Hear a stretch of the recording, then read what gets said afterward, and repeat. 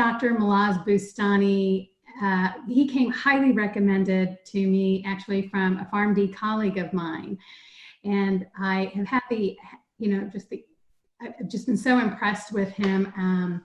And the story really is that my mom was having some early memory issues, and he works at the Aging Brain Clinic at Eskenazi Health and is really internationally recognized in this space at preventing delirium. And delirium, I quite honestly didn't know much about delirium, and he has a whole team of folks.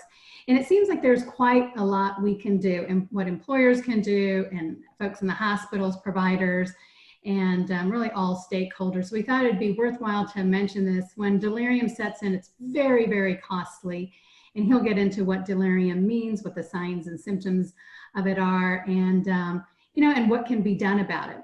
So when my mom one of the triggers when people have a little bit of memory issues, like mild cognitive impairment, is that after a surgery, they can have full-blown delirium, and that rate can be really high. And he was concerned about that for my mom post-surgery. So he gave us this whole strategy of things we needed to do before surgery, when we were in the hospital, and afterwards. It really worked. And I shared it with, when she was admitted at St. Vincent's, I shared it with the head of anesthesia there. And he was working with Dr. Boustani and myself. It was a really, a great team effort to optimize care for her. And when I said, these are the medications that we've got to avoid post-op, and they were standard medications that they gave at the time. And they didn't, they worked with us to not give those medications. And then this Dr. Stuart Stoltz, sent this information to all of his 100 anesthesiologists and nurses in St. Vincent's. And when I went to visit my mom the next day at 3:30, I was impressed that the floor nurse actually was reviewing those handouts as I was walking in. So it was really awesome to see a best practice get implemented within 24 hours of, within 24 hours. So it's, my honor and pleasure to introduce to you Dr. Malaz Boustani. And Kristen, do you want to go through his bio briefly? Sure, that'd be great. For those of you who received the agenda, his full bio is listed there, and so impressive and so glad that he's able to join us today. But he wears many hats, including the Director of Senior Care Innovation at Eskenazi Health, the Founding Director and Chief Innovation and Implementation Officer for Sandra Eskenazi Center for Brain Care Innovation, the Fairbanks Professor of Aging Research at Indiana University and Center for Aging Research, and a Senior Research Scientist at Regent Street. So I'm sure today he's probably, just given that role, going to be talking a lot about some of the data he's using as well. And I think one of the things, as Gloria was kind of giving her personal experience, that I think will probably come through in the presentation today, as well as that Dr. Boustani is just really passionate about improving patient outcomes, lowering costs, and creating better experience for patients. And clearly, based on Gloria's experience, many of our providers want to do that for their patients. And so I'm looking forward to learning more today, and would love to turn it over to you, Dr. Boustani. And for those of you who are listening in, the Q&A is working, so we'll be monitoring that. If you have questions throughout, feel free to type them in. And when the presentation is finished, we will definitely go through those questions and have Dr. Boustani help answer anything that might be on your mind. With that, I'll turn it over. Okay, and I will stop sharing my screen so Dr. Boustani can start his presentation for us. All right, thank you guys for taking time from your busy schedule to join us today. And thank you, Gloria, for inviting me to share our knowledge with your audience. And hopefully you'll find some value from the information that I'm gonna give you. One thing I want to start with is the title in particular. Hopefully this title, or what I want you to know from it, is the definition of delirium in a very simple way, which is sudden brain failure. So that's maybe the one thing that I want to emphasize, is somehow the brain fail, specifically the cognitive function of the brain, and that failure happened very suddenly. And if you have some kind of brain failure and sudden, you think delirium first, and that might be the main message that I can share with you. My goal in the next maybe 25 minutes, 30 minutes, and hopefully have enough time for you guys, is to let you be aware, the same way how Gloria became aware of the impact of delirium in the society, but specifically on your employees, on your loved one, in regard to, number one, mortality rate. Now, number two, the need to lose independence and end up going to institutional setting. Number three, the risk of developing full-blown Alzheimer's disease and other related dementia. And these three things, your life, your living situation, and your brain and your identity, are a major impact, negative impact from delirium, that I want you to put it on your radar screen ahead of heart attack, ahead of stroke, all right? And ahead of COVID-19 now, all right? And then after that, if I get lucky, I'll try to give you some resources. These resources, most of them coming over from the AARP. AARP, I worked with them on the global council for them, and we just released in April a really great material for the member of the AARP about brain health and delirium after medical illness and after surgery in particular. So I'll start with a story. Gloria shared with you her story. I'm going to share with you much more details, a story of Dr. MB. This person is an 80 years old dentist, used to live with his wife at their own home. He was independent in his basic activity of daily living, and also in his instrumental activity of daily living, meaning he can feed himself, he can toilet himself, he can dress himself, he can ambulate, he can use the telephone, he can take care of driving, he take care of his medications and finance, and shop around and drive around. All right, very independent, 80 years old person. There was some concern about memory for almost a year, 2 years. Going on, but he used to walk 30 minutes every single day, and he had no chronic medical condition. There was no history of hypertension, diabetes, COPD. He was not taking any over-the-counter medications or prescribed medication. And then for 4 weeks almost, he started having cough, the same time when COVID-19 was going on, and all of a sudden this 4-week cough that we thought, the doctors and other thought he has maybe bronchitis, and gave him some antibiotic. And then that 1 week start having really shortness of breath. He was not able to do his usual 30 minutes of walking every day, and he started having sudden swelling in his leg. And that was very terrifying to his wife and his family member, that they asked for him to go to the hospital emergency room. He went to the emergency room, they did chest x-ray, and all of a sudden he was in full-blown pulmonary edema. He had atrial fibrillation, and he had to be in the intensive care unit. So what that means, his lungs were filled with fluid because his heart was failing, and his heart was failing. It seems like it was not beating in a regular way, but beating very, very fast and not regular at all. And even with that, when it's beating, was very weak. So that means all the fluid, all the blood went back from his heart all the way to his lung and filled up his lung. And this is why he was having shortness of breath and oxygen down. And he actually, that swelling even went back all the way to his legs through his liver, and he has swelling in his leg.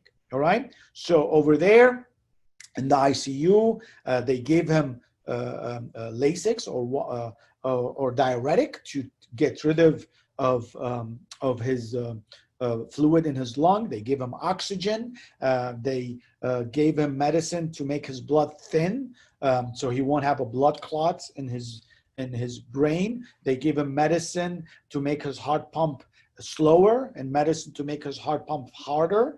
And he stayed there for, a couple of days or so with his wife, and he was discharged within 3 days or so. And unfortunately, within a week of his first hospitalization, he started getting very agitated, very confused, sleeping a lot, calling his wife bad names, and he all of a sudden he even noticed he had a GI bleed or bleeding from his colon, and it looked like he was going to the bathroom a lot, and he wasn't able to drink, and he was taking all these medicine that's supposed to make him take care of his heart failure, but that unfortunately switched him to become dehydrated. And with the GI bleed and infection, he developed what we call delirium that caused him to be agitated. He went to the hospital the second time, and that time his wife stayed with him in the hospital. He was able to be rehydrated, but he pulled his IV multiple times, and he couldn't sleep at all. He required multiple times. The doctor wanted to give him medication for antipsychotics to calm him down and stop this delirium. And his wife worked with his doctor to make sure that doesn't happen, because his wife was empowered to not use antipsychotic to treat delirium. And they tried to get rid of the hospital very quickly, just rehydrate him, stopped all the blood thinner medicine, and kind of pushed down on the diuretic, and the medicine to make his heart pump fast was unfortunately have some side effect on the brain, so they stopped that one. And within 90 days after his hospitalization, that delirium, that agitation, that confusion, that sleep problem resolved. But unfortunately, that showed up that he actually, this memory problem that he had before this heart failure, it looked like it's been going on for quite some time, and this delirium has just showed it up. It's kind of stressed him out, and it looked like he has now Alzheimer's disease diagnoses. His wife now stressed out a lot because she's been with him 24/7. She got very nervous of leaving him alone, and she's worried about this agitation coming back again, this heart failure coming back again. And so she got so stressed out that within 80 days or so, she developed panic attacks that required to be seeing a doctor and making sure it's not a heart attack, and managed. And then unfortunately, within that 90 days, his delirium got better, that he ended up having to take a walk outside, and he got tripped and fall and had a facial bruises. So that's a story of one of Dr. B. And what I want to disclose to you, a couple of things. This Dr. B is my father. He's a dentist. His name is actually Dr. Boustani. He is living in Syria, and I was the doctor who managed him in the second hospitalization, and worked with my mom to help him navigate that delirium piece. And I've been working with her every day around 7 o'clock in the morning. I call her on WhatsApp, and thank God for technology. So all the problem you have with Zoom, I will take it, because it's allow me to actually take care of my dad through WhatsApp technology. And I was seeing him in the ICU, manage him, and still struggling right now with my mom to coach her on how to manage his delirium. His Alzheimer's disease. So what happened with my dad, I think he had Alzheimer's disease. It's just his acute illness it showed up. We did not recognize it before. Even with my expertise, I kind of dismiss it. And then when he developed delirium, I knew like, oh my goodness, most likely he have Alzheimer's disease. So I kept hoping that with delirium resolution, he might recover. He recovered much, much better, but you can tell he did not fully recover, and he actually have an Alzheimer's disease underlying that made him more prone to develop delirium when he got sick with the heart failure. So I've been working with my mom to help her manage his heart failure. So every day she give me the report about what is his weight, what is his systolic blood pressure sitting, laying down and standing, what is his oxygen level, what is his fluid, and make sure we manage his heart failure, his Alzheimer's disease, dementia, and delirium, and go from there. So that's kind of the story that tell you it affected my family. So let me move on to tell you what is delirium a little bit more. Again, as I told you before, I think the best way, if you can go on Google, put on AARP, and put on your brain health, preserving your brain health during illness or surgery. This is the link of the document that is beautifully written for lay people. You don't need to be a doctor or scientist or a nurse to get this. I think we try to make it to serve the typical member of the AARP. So in that document, you'll see delirium is sudden change in the way you're thinking, in the way you're behaving, that most of the time it's affect older adults, especially after they face medical illness, like what my father had, which was an acute heart failure, or surgery like what Gloria, thank God we knew her risk, so she did not face delirium, but we were very nervous that she might develop delirium. So we created a prevention bundle and work with as a team to help her and keep our finger crossed. And thank God she did not develop post-op delirium. But delirium could happen after medical illness, after major surgery. The symptoms of delirium comes and go quickly, meaning we're talking about from minute to minute change, hour to hour change, and can vary very, very widely. You will see some time of looseness and some confusion, personality change. Sometimes the brain play tricks on you, making you see people who are not actually there. Your diet change. And my father, he did not eat for almost first while he was delirious. He was not eating. He was sleeping a lot, almost 20 hours, 23 hours a day. He was having rambling speech in that piece. And delirium affect as many as half of Americans who are 65 and older, specifically during hospitalization, all right? So if you are in the intensive care unit in the hospital and you are 65 and older, almost 8 out of the 10 65 and older in the ICU have delirium, at least one day in delirium.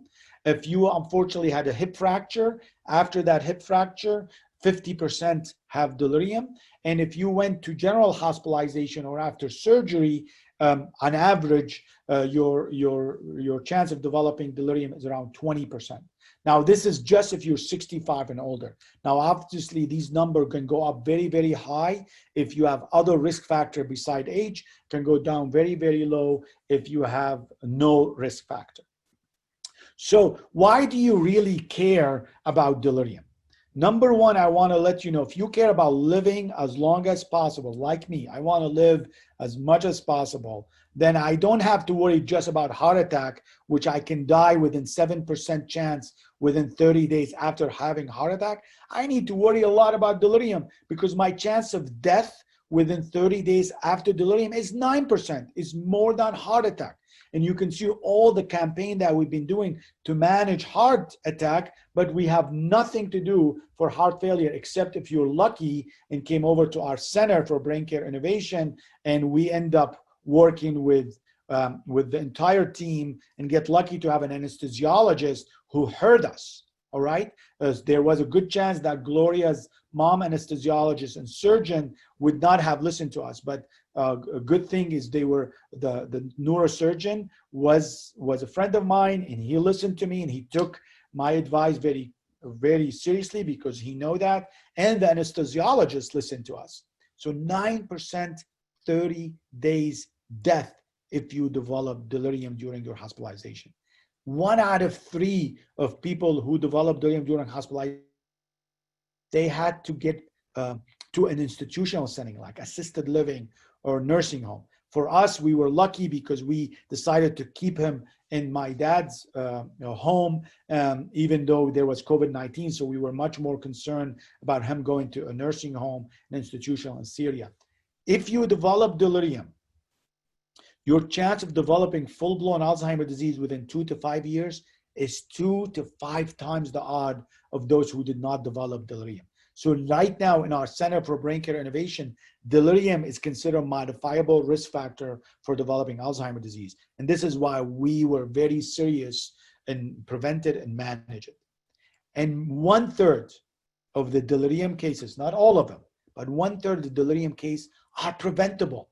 We can prevent 1/3 of the delirium case. Can you imagine if we can prevent 1/3 of heart attack, 1/3 of COVID-19 death? That will be unbelievable. But again, nobody have heard that much about delirium.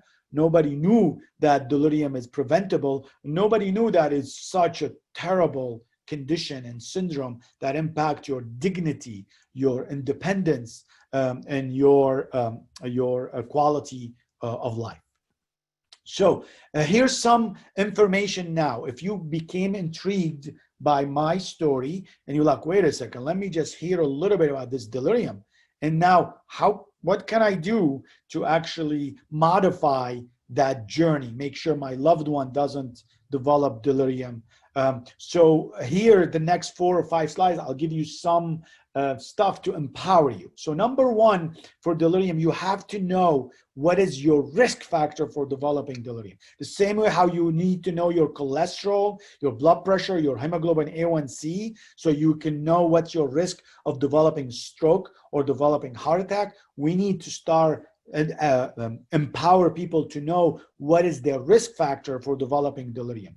Here are a list of these risk factors. Number 1, pre-existing cognitive impairment or dementia. And in my case, I completely miss it with my dad. I kind of like, oh, he's doing okay, okay. I didn't do really assessment on it. And man, retrospectively, Monday morning quarterback, I'm like, oh gosh, I bet he had it and I could have, done something differently. If you have delirium in the past, your risk of developing delirium later is higher. If your functional status is impaired, if you have a sensory impairment like vision and hearing, if you have a lot of comorbid condition, like we notice this common and even in COVID-19 right now, if you have depression, if you have alcohol abuse, and if you had history of TIA, these are risk factor for developing delirium. And one thing is missing here because I didn't want to highlight it, and particularly if you were taking certain medications that actually make you have cognitive impairment, like Benadryl, like amitriptyline, like Phenergan, like Detrol, like oxybutynin. These are medication, we call them anticholinergic. Then your chance of developing delirium after surgery or during medical illness is also high.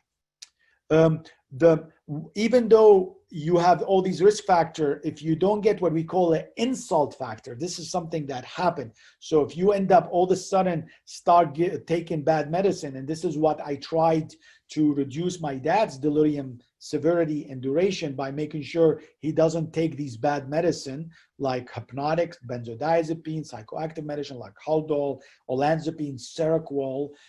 I'm trying to make sure he doesn't develop infection. If he develop it, we try to manage the infection. We're trying to reduce the exposure to major surgery, make sure we have the risk benefit from there, make sure he doesn't use physical restraint, he doesn't use a bladder catheter, and manage all this abnormality. And my dad's big factor for his delirium was the dehydration. I think what happened, his doctor, cardiologist, went overboard with managing his heart failure and dry him so much, and then he got bleed, and that was the trigger for his delirium.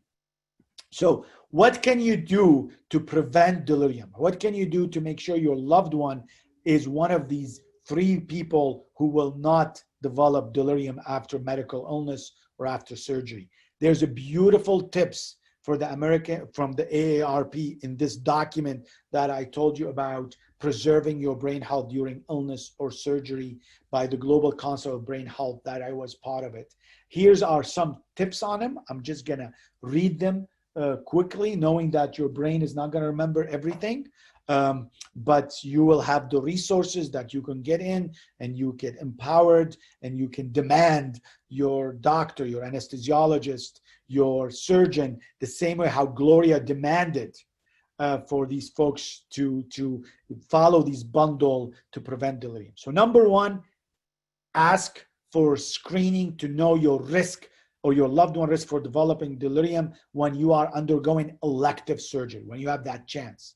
That's literally what Gloria got lucky in our center. Every time we have one of our patients undergoing surgery, we always screen them and disclose that result to the patients and the family.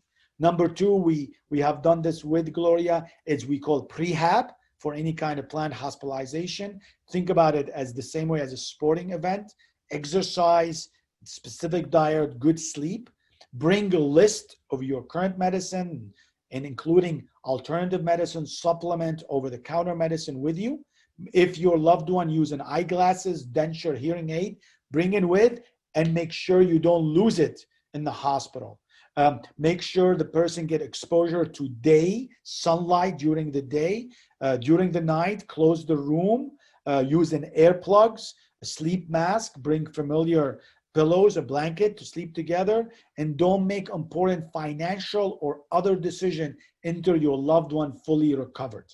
So my dad, for the 90 days, I wasn't able to make these kind of decisions. And even now, because unfortunately he had Alzheimer's disease that we were not aware of, he can't do it. But at least for the folks who do not have Alzheimer's disease, for the first 90 days or so, until you are 100% sure that the delirium resolved and there's no residual cognitive problem, postpones very important financial decision and or any other valuable decision. If you are a caregiver of your loved one who you're worried that you're going to take him to the surgery and you want to make sure you mitigate their post-surgery or post-medical illness thing, this is what I think from the AARP. I love these 5 tips, are really, really good. Number one, if you notice your loved one is not themselves, seek medical help. Don't make the assumption that a clinician will recognize delirium. Unfortunately, 60% of delirium in the hospital, in the intensive care, are not recognized by the system for whatever reason. But if you notice, fight for them, say, you know, there's something going on with my dad. He's not the same thing, or my wife, or my mom, or my brother, or my sister, or my friend.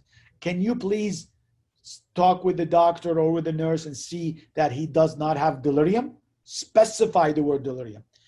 If you are there, assist your loved one with what we call orientation. Let them know that they are in safe space. They are in the hospital. Today is a Wednesday. It's around 12, close to 1:10 or so.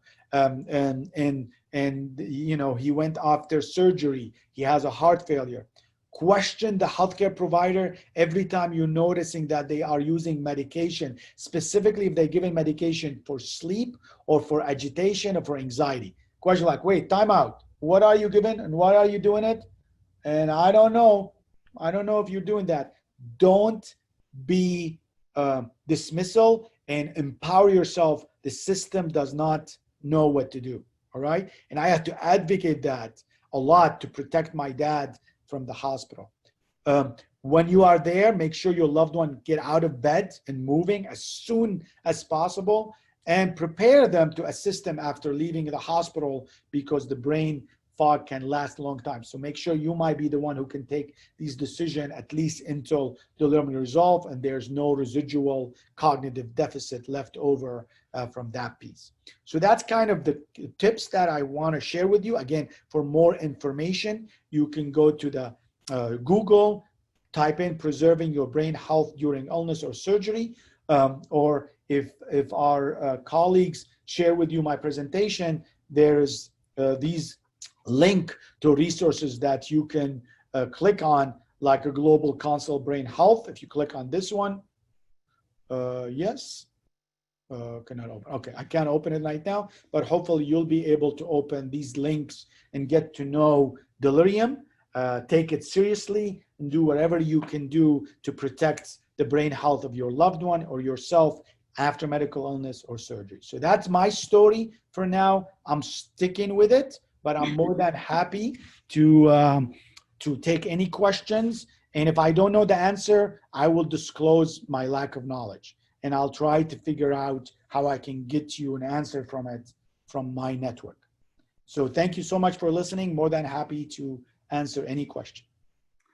Thanks, Malaz. We really appreciate it. I wonder if you could talk a little bit, even though I'm a pharmacist, I was stunned to see how many medications really can have an impact. And you've got them nicely categorized by level 1, 2s, and 3s, the ones you must avoid. And, some of those are really common medications that people take all the time. Could you expand on that a little bit? And then also the second question I have is, post-hospitalization, what happens is everyone's trying to avoid falls risk, right? And so they basically have these monitors on these beds. If you try to even get out of bed or go to the bathroom by yourself, the nurse's alarms go off. And that's important because we don't want people to fall. But we really struggled initially until I followed your guidance about being super assertive. Initially struggled with trying to balance falls risk with delirium risk. And maybe, you could talk a little bit about how do hospitals and how do providers and families, parents, all of us, how do we balance that? Because the nurses were very concerned that she not fall post-op, and I was very concerned about her delirium risk. And it was a real interesting dynamic. I mean, if I didn't have you in my back pocket, I don't think I would have been as successful. So any comments? Sure. So let me take your first question first. So our group, one of the colleague of of Gloria, his name is Noel Campbell. He is a Purdue pharmacist. He developed together, him and I developed a lot of research experience in identifying medication with adverse cognitive effect. We call them anticholinergic. And these medications are actually used for something else. They are used for bladder control. They are used for nausea management. They are used for sleep. They are using for allergy. They are using for pain. And so they are all over. And some of them are over the counter. Can you imagine? A lot of medicine, you go to the aisle in CVS where you look for sleep aid, they usually have something called diphenhydramine, which is Benadryl, and that's actually deliriogenic. So it will, if you are vulnerable, if you have Alzheimer's disease to start with, or if you got a major surgery or cognitive impairment and you are taking this medicine, will tip you over to delirium, will increase your chance. So it's very hard. Most doctors, unfortunately, are not aware of it. So what we decided to do is to create that list. It's called Anticholinergic Cognitive Burden Scale. Email me, or we have it now available somewhere else. And these lists, this is why we are asking everybody to bring everything, over-the-counter medicine and prescribed medicine, to do it. And using that scale, it tell you which medications are the bad one. Unfortunately, 20% to 25% of those who are 65 and older in the United States, you at least use one of these medicine that are very anticholinergic, meaning score of 2 or 3, at least once in 12 months. And unfortunately, that rate, guys, have not changed at all for the past 20 years, even in Indiana, despite Noel Campbell and I, now Gloria hopefully will help us. So we are now testing what we call de-prescribing tactics, direct to consumer through an app, and also through a pharmacist who will work with our primary care doctor to de-prescribe safely these medication before the crisis. So that's one piece. It's not on the resources in that I share with you guys, but I know Gloria might have it, or you can email me. You can just put in Google anticholinergics and Boustani or Campbell, and you'll find that So list. I have that, and I'll post it on our website if that's okay with you. Absolutely. Yep. So we'll post the AARP article, this presentation, as well as your medication list. Perfect. The second question, Gloria, about fall. So if you look at it, imagine, Gloria, that I was a logical human trader, right? You know, that doesn't exist. I don't know if you guys know. There's no logical trader. But imagine if I'm logical. I'm looking like, all right, delirium, fall. What's the impact? Fall, the chance is your risk of developing fall. It's usually around 5% or so in the hospital or less. If you fall, you have 1 out of 3 chance of fracture, all right? But you have 2 out of 3. Delirium, depending on where you are, is 80% in the ICU. And if you develop it, you have 10% chance of death and Alzheimer's disease. So you will think people will care more about delirium if they are logical trader, all right? If you have a logic system, we'll think like delirium, Trump fall any minute if they have to compete. But ideally, you want to reconcile them. But for sure, if you can't reconcile, you rather take the risk of fall over the risk of delirium, because the risk much higher with delirium, and the impact of death and institutionalization and Alzheimer's disease is much, much higher. So unfortunately, our healthcare system is not logical, and our clinicians are not logical. And the reason they call about fall, because they get punished. Cool? That's the only reason. Their pricing will be different. So if we try to figure out, can we punish them or quality through the delirium, we were very nervous when I worked with CMS, because delirium is relatively a lot of unrecognized. And I was worried by doing that punishment, you will end up reducing the recognition even more and more. People will hide it, put it on the table. Fall, you can't literally. So that's the overall. So what I will do, unfortunately, until we change the policy, you have to be assertive. You have to tell them, it's not mutually exclusive. We can do both. And actually, if you get delirium, your risk for fall is higher. Okay? Because if you get delirious, you know what will happen. You will walk with your Foley catheter in your bladder. You will get tripped. You will try to get out of bed. So actually, if you care about fall, you're supposed to care a lot about delirium, because delirium will make you have fall. So that's, for now, is assertiveness, unfortunately, and work with them and stop these alerts that disrupt the sleep, correct? You say, no, there's no reason for you to come over after 8 o'clock or 9 o'clock at night. I want my mom to get 6 hours of sleep, all right? And these vital signs, why they are important. If we went home, we're not going to have them anyway. So what's going on here? So that's kind of the assertiveness. Unfortunately, you have to be empowered, and you have to be brave, and you like Gloria, and you have to be surrounded by a system of team like myself and the surgeon anesthesiologist to provide a great experience to Gloria's mom and other people. Thank you. We have a couple of other questions. One is my question, and that is, so do you see this happening in younger ages, under 65? And how common is that? And then the next question that came in from one of our attendees is, should the risk assessment be done in advance of minor procedures such as a colonoscopy? And is that for even younger patients or just older patients? And so the age question kind of plays into that as well. I love it. So delirium, the best way I can think about delirium is the result of 2 things, all right? How vulnerable your brain is to start with, and how bad is the insult that you're gonna face, all right? So it's an interaction of the insults and the interaction of vulnerability. So if you're very, very, very, very vulnerable, all right, because you have Alzheimer's disease, you have mild cognitive impairment, you are already taking these bad medications, you are functionally impaired, you can't hear, you can't see, very well. You are depressed. So if you're very, very vulnerable, you don't need a major insult to tip you over, all right? Sometime if you are 90 years old and a little bit of change in your functional status, that can tip you over with just simply putting you through colonoscopy or putting you, change your environment even, all right? So that's one factor. But insult, if you have a major insult like COVID-19, all right, with acute respiratory failure that require mechanical ventilation, that require a lot of sedation, you can be 18 years old and develop delirium, all right?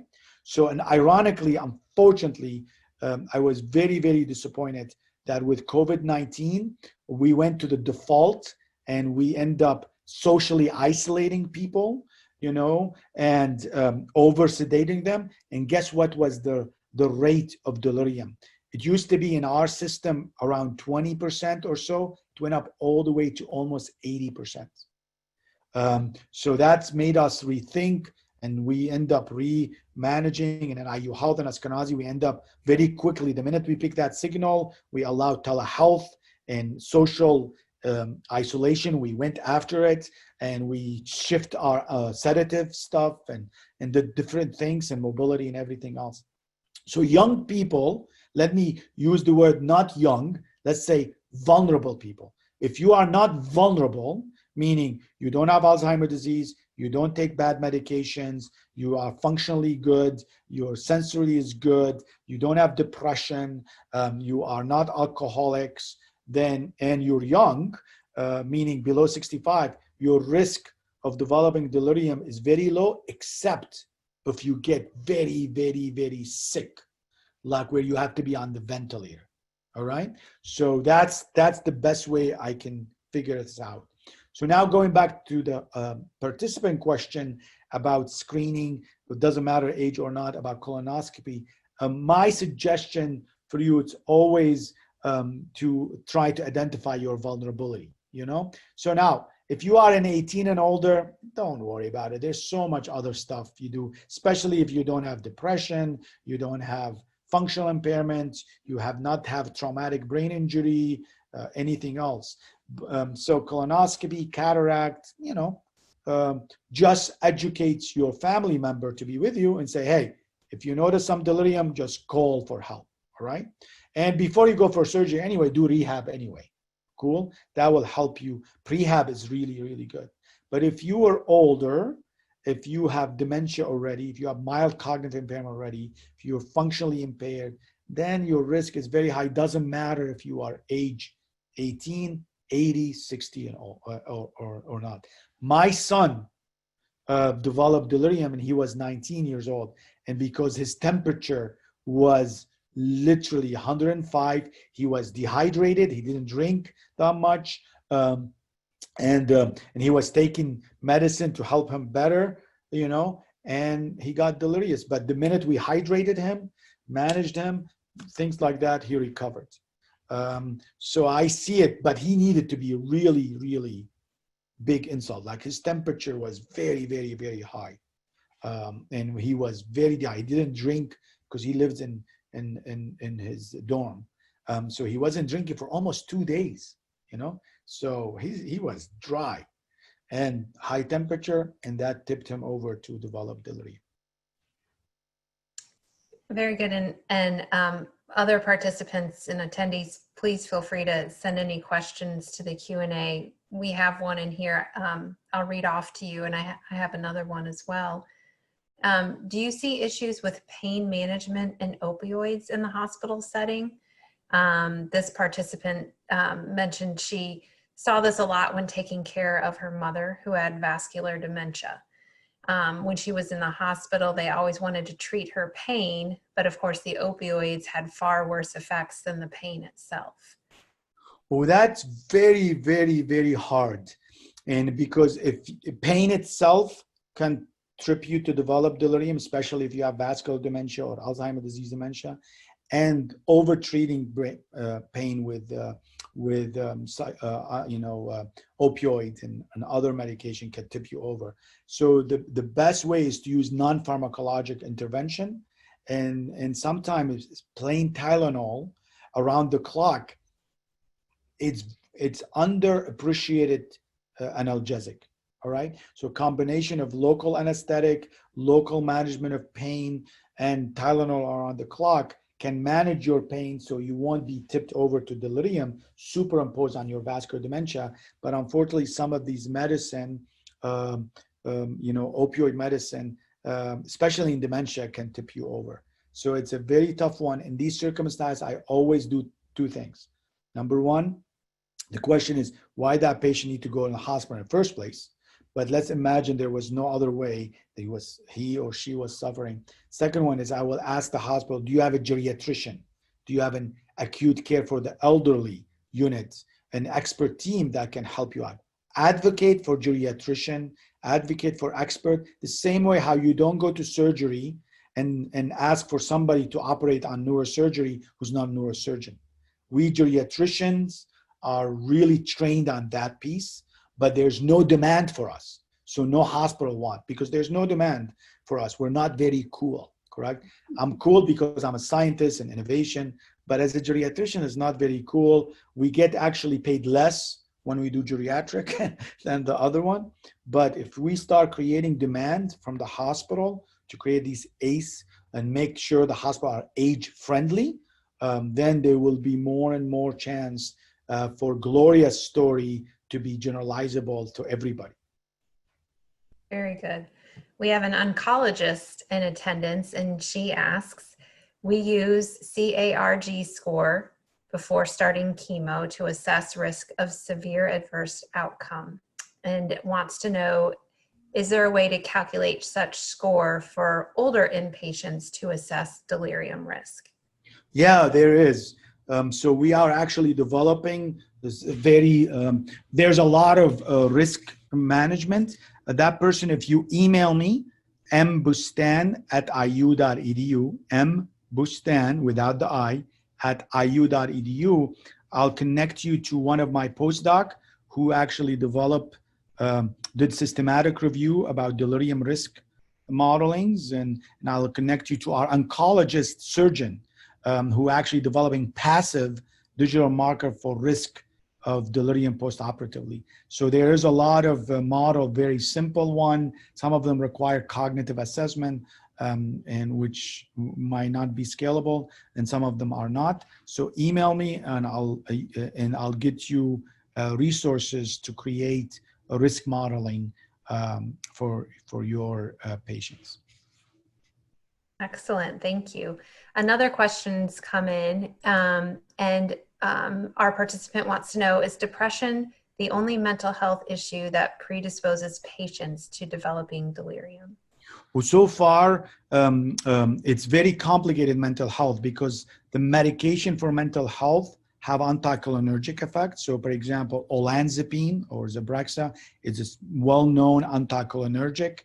Seroquel or quetiapine is well-known anticholinergics. Most risperidone a little bit low, but risperidone, Haldol have a little bit of anticholinergic. So carbamazepine is an anticholinergic. Sometimes people who are taking antipsychotic, they take a real cogentin. It's a clear anticholinergic to prevent extrapyramidal signs. So the medications, the antipsychotic or psychotropic medication, are a major risk factor. If you take that into account, so if you adjust for that one, what left over, it seems to us, is really the depression is the only studied one, correct?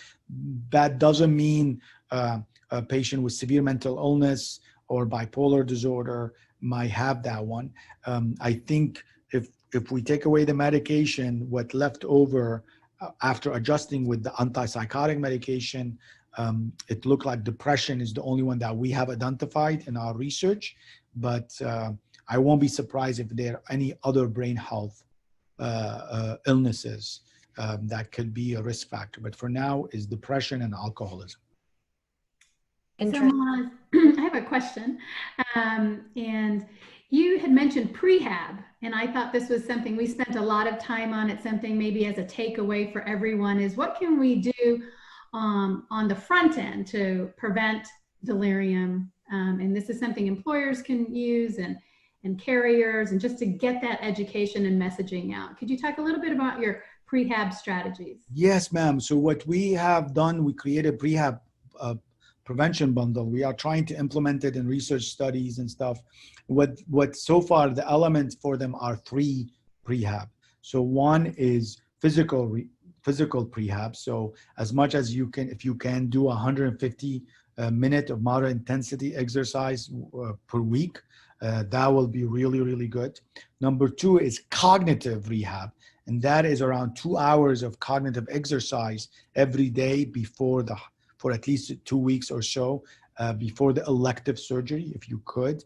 That's really important one. The third one is, we call it more like a social rehab or mindfulness. So if you can learn about mindfulness, and it's very hard, but if you can become mindfulness, and that might help you a lot in that piece. The last thing after the rehab, we call it the mind diet. We don't know if the mind diet will actually prevent delirium, but we know it has a positive effect on preventing Alzheimer's disease. So the mind diet, you can search it on Rush Mind Diet, and usually has hot chocolate, berries, almonds, olive oils, a little bit of red wine. We call it the mind diet. So these are the prehab: physical exercise, cognitive exercise, mindfulness and social exercise, and mind diet. Excellent, thank you. Kristen, do we have any more questions? We do. I know we're running close on time, and I want to be respectful of everyone's time, but if you're available for one more question, we have one. Well, I have to go at 1:30, so Okay. let's hope it's a short, because I have to jump into another call. Okay. Well, if it's not, we'll save it and we'll circle back with you and get the answer. Can delirium risk modeling apply to a younger neuro ICU patient, or is it primarily for the geriatric population? It's younger neuro ICU. We have done a lot of model in ICU that are 18 and older. Great. Perfect. All right. Well, thank you so much for joining us today. We appreciate your time. Gloria, any final closing comments from you? No, I look forward to seeing everyone at our next meeting next month. We will be talking about surprise billing. So look forward to seeing everyone, and stay healthy, stay safe. Thank you. Take care, guys. Bye. Thank you.